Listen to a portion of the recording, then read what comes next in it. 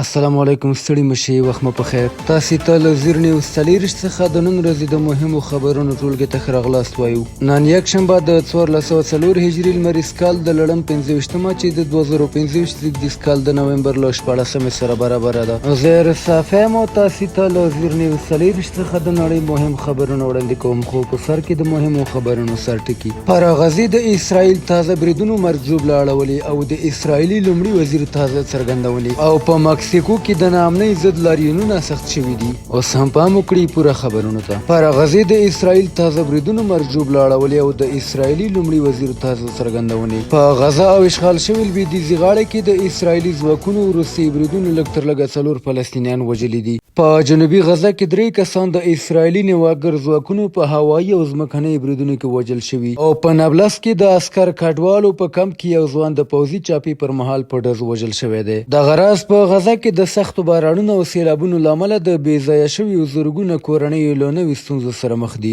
د ملګرو ملتونو ادارې خبرداری ورکړې چې د اسرائیل د محدودیتونو له امله بشري مرستې له جدي خنډونو سره مخامخ دي او ډېرې کورنۍ له سرپناه او لومړنیو اړتیاوو بې برخې پاتې دي. ورته مهال بیا د اسرائیل لومړي وزیر بنیامین نتنیاهو یو ځل بیا د فلسطین د خپلواک دولت د جوړېدو مخالفت څرګند کړی او ویلي دي چې غزه به بې وسلې کیږي او حماس به یا په اسانه یا په زور له منځه وړل کیږي. زیلنسکي د انرژي سکتور د ژورو بدلونونو اعلان کړی دی. د اوکراین ولسمشر ولادیمیر زیلنسکي د هیواد په انرژي سکتور کې د پراخو او ژورو اصلاحاتو د پلي کولو پریکړه کړې ده. دا اقدام وروسته له هغه ترسره کیږي چې په دغه سکتور کې د اداري فساد جدي تورونه راپورته شول، هغه تورونه چې ویل کیږي د ولسمشر د پخوانیو ملګرو او سوداګریزو شریکانو پورې هم تړاو لري. زیلنسکي د شنبې په ورځ په یو پیغام کې څرګنده کړه چې د انرژي لږ تر لږه 3 دولتي شرکتونو له اداري بدلونونو سره مخ کیږي.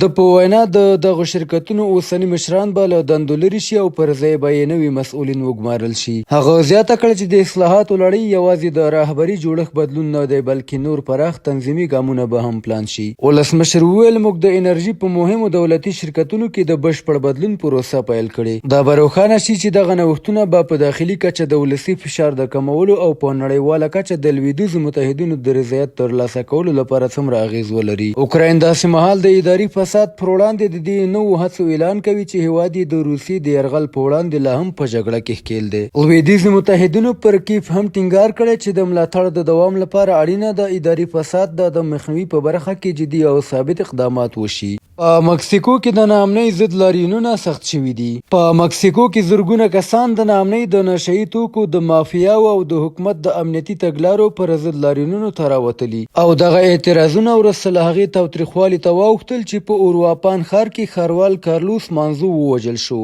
لاریون کوونکو د ملي ماڼۍ مخې ته د پولیسو د موانع لرې کولو هڅه وکړه چې له امله یې له پولیسو سره خوډب جوړ شو او پولیسو اوښکې بهونکی ګاز وکارول. دوی وایي حکومت باید د جرمونو او مافیایي ډلو پر ضد جدي اقدام وکړي او ټینګار یې وکړ چې خلک نور د جنایتکارو ډلو تر واک لاندې ژوند نشي زغملی او موږ عدالت غواړو. تر اوسه د مرګ ژوبلې راپور نه دی ورکړل شوی خو ځینې کسان ټپیان شوي دي. په مکسیکو کې د نشه یي توکو کړۍ او سازماني جرمونه اوږدمهاله ستونزه ده او د ښاروال وروستۍ وژنه یې یو ځل بیا د خلکو غوسه راپارولې او د پای خبر دا چې د لیبیا ساحل کې د کډوالو 2 کښتۍ له ورکېدو سره د ژغورنې هڅې ګړندۍ شوي.